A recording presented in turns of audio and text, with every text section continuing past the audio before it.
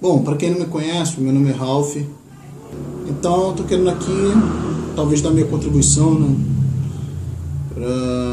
falando sobre níveis de realidade, criação de realidade, o que é a realidade. A grande maioria de nós convivemos com a realidade externa a nós.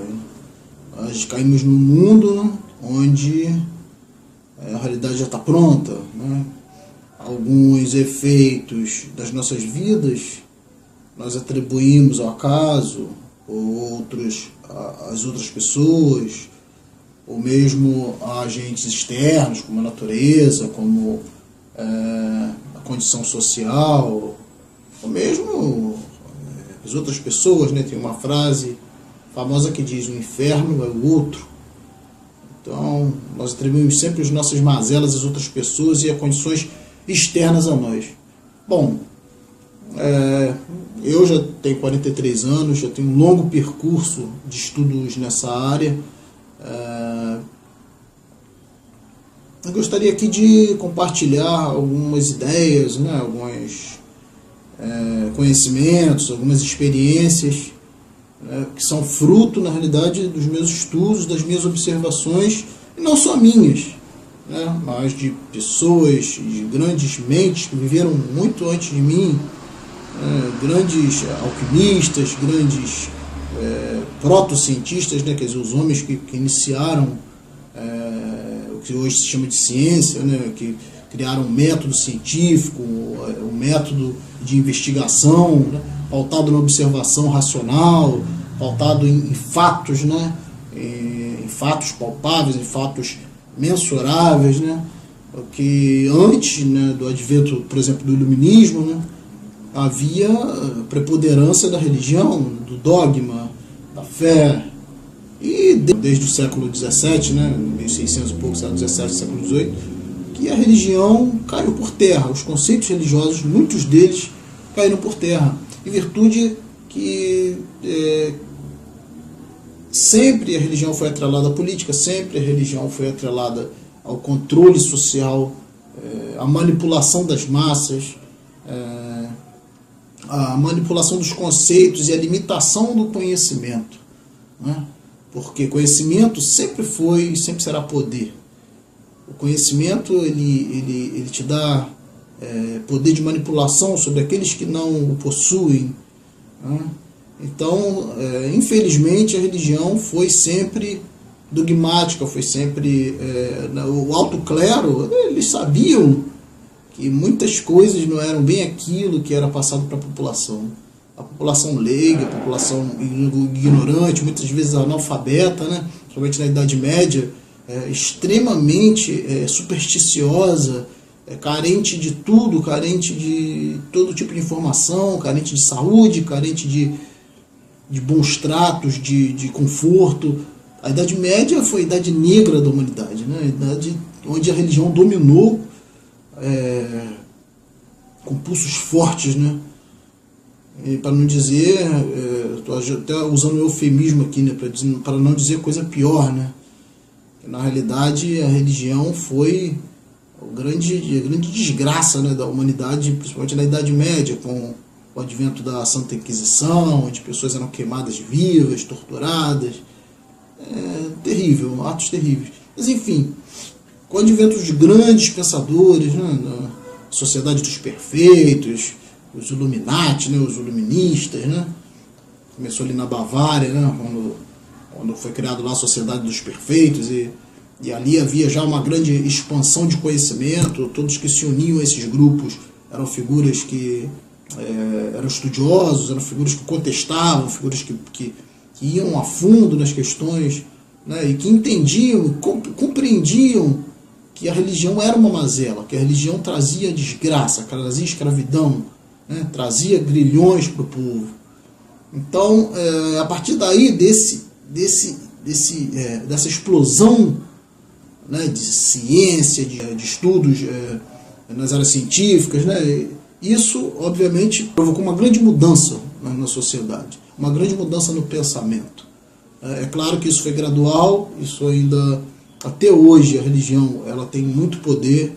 ela tem poder de controle, ela controla através do medo, ela controla através de dois parâmetros básicos de adestramento, né? Como até usados nos animais, né? Castigo e recompensa. Esse é o grande princípio do adestramento de uma criatura animal, emocional, suscetível, fraca, né? Como é, por exemplo, um animal. Se você, por exemplo, der castigar um animal e logo em seguida dar uma recompensa para ele, isso é um princípio de adestramento. Ele vai se adequar a essa situação. O que ele acha que é errado, ele sabe que vai levar uma punição e, portanto, ele não vai fazer. E o que ele sabe na cabeça dele, que acha que é o certo, ele vai receber uma recompensa. E isso é um pensamento chamado pensamento condicionado. Perdão. Então, esse tipo de adestramento, cedo, né, homens descobriram como manipular homens, porque sem cultura, sem educação, sem informação, as pessoas praticamente se igualam a animais, né? Elas vivem uma vida praticamente emocional, né, com muito pouca racionalidade, muito pouco poder de liberdade. Então, o que aconteceu é que esses homens que decidiram, né, um período que foi rico, né, ali por volta do século XVII, 1600, 1700, onde as ideias iluministas começaram a se expressar, onde finalmente a razão pôde ter voz, pôde enfrentar o terror que era a Santa Inquisição e a Igreja Católica. Nesse momento, né, precioso da história da humanidade, surgiu uma coisa chamada pensamento científico, né, o método racional. E daí então se pôde entender que a única coisa que separa o homem de uma condição animal, ou de uma condição mesmo genética, né, preponderante,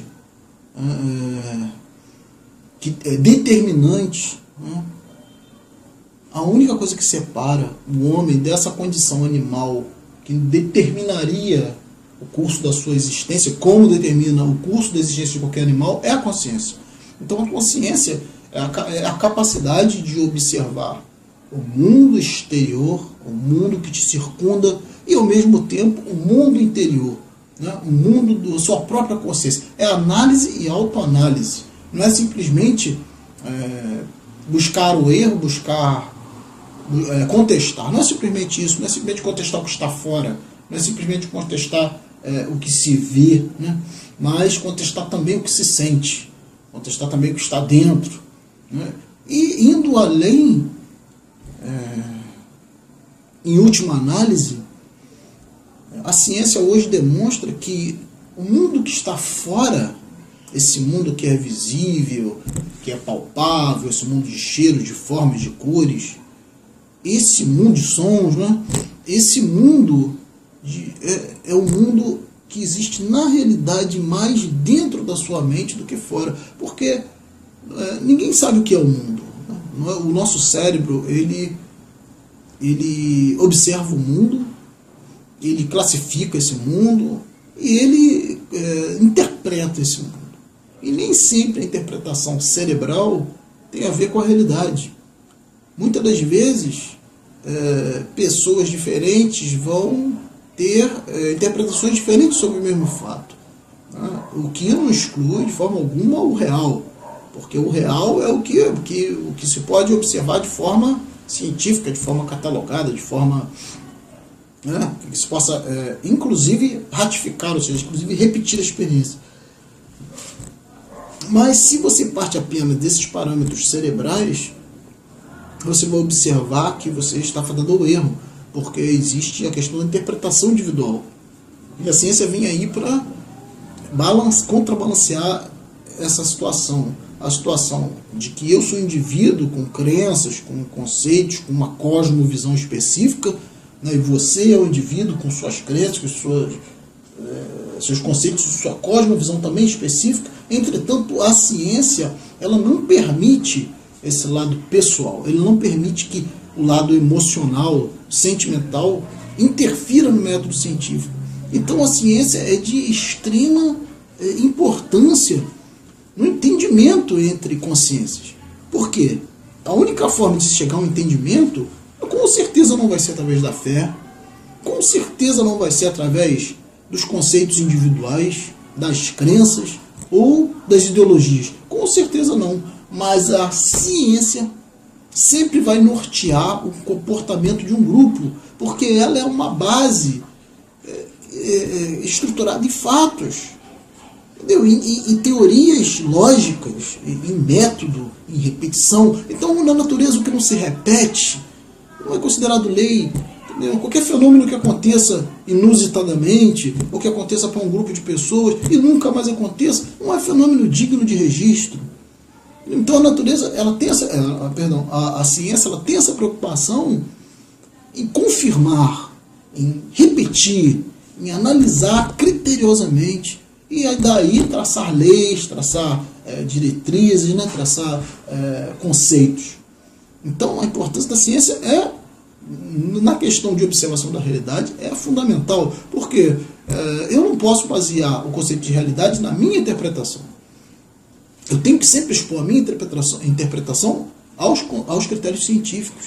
E muitas das vezes a minha interpretação da realidade, quando se choca, né, quando é colocada frente ao método científico, demonstra-se que na realidade minha interpretação é falha, demonstra-se que na realidade eu estou extremamente equivocado, o que é o caso muitas das vezes da superstição. A superstição, o que acontece com a superstição? O indivíduo, ele acredita que viu, ele acredita que sentiu, ele acredita que aquilo é real. Ele pode ter visto um fantasma, um médium pode ter se comunicado com um espírito.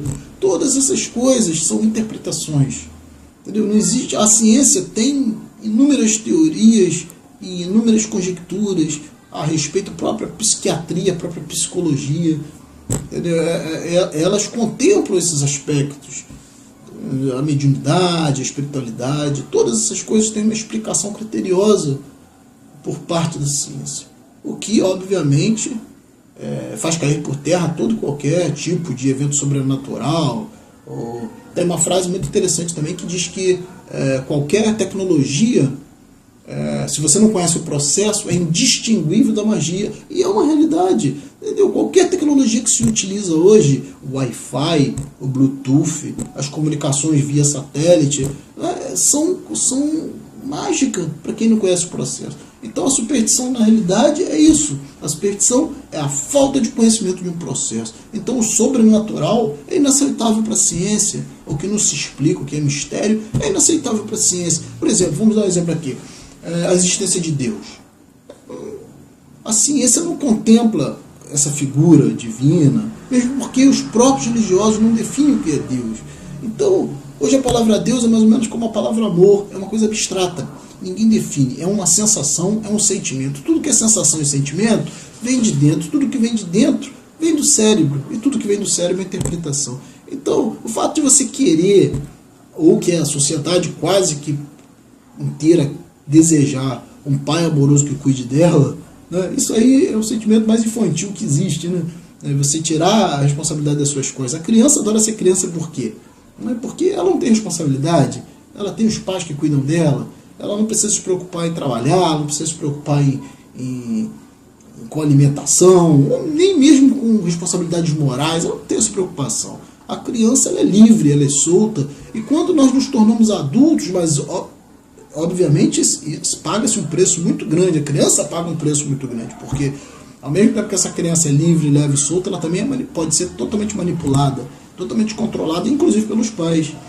Ela não pensa por si só, ela não tem vontade própria. Então é um preço muito grande a se pagar. E o ser humano, depois de adulto, ele sofre uma carência muito grande, porque ele tem que levantar, ele tem que conseguir o seu sustento com suor, né, diário ali do seu trabalho. Então, para pensar o quanto é complicado você sair do seu conforto de criança, né, e ter a responsabilidade da sua existência jogada direto no seu colo. Então, obviamente, esse ser, né, tão carente como é o ser humano, tão perdido, tão sofrido, tão manipulado, né, tão infantil, tão infantil também, por que não dizer, é obviamente que esse ser teria fatalmente que ter uma válvula de escape para essa situação. E a válvula de escape mais conhecida, né, de todos os estudiosos aí do misticismo, né, os estudiosos das ciências ocultas, os estudiosos das religiões comparadas e da própria filosofia, né, em si, é a velha e boa religião. Né?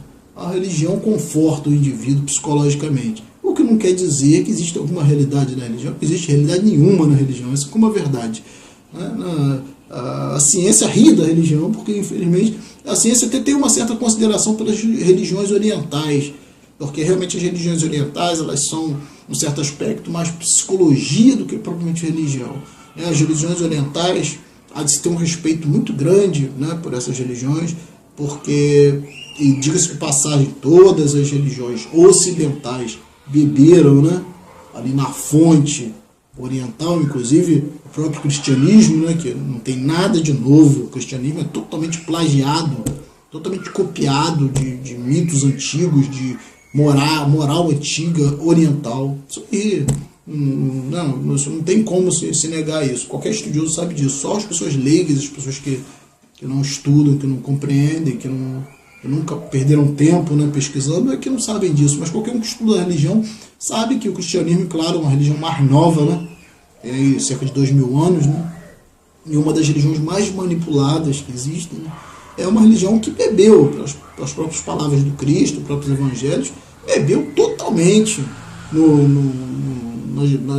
na sabedoria oriental, né? Essa coisa da observação da natureza, de tirar uma moral da natureza, isso é totalmente oriental, isso não tem nada de novo nisso.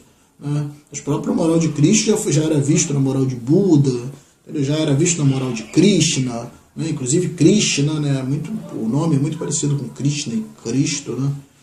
É muito parecido. Então, existem até conjecturas de que, né, o cristianismo, na realidade, foi uma construção, não foi... Mas eu não vou entrar nesse aspecto, porque a abordagem hoje não é essa. A abordagem é a seguinte, que a ciência tem um grande respeito pelas religiões orientais, né, principalmente o hinduísmo, né, que tem uma faceta muito grande. Né, o hinduísmo ele tem muitos aspectos, mas tem uma profundidade filosófica absurda, e muitos dos conceitos do hinduísmo estão casando hoje com a física quântica.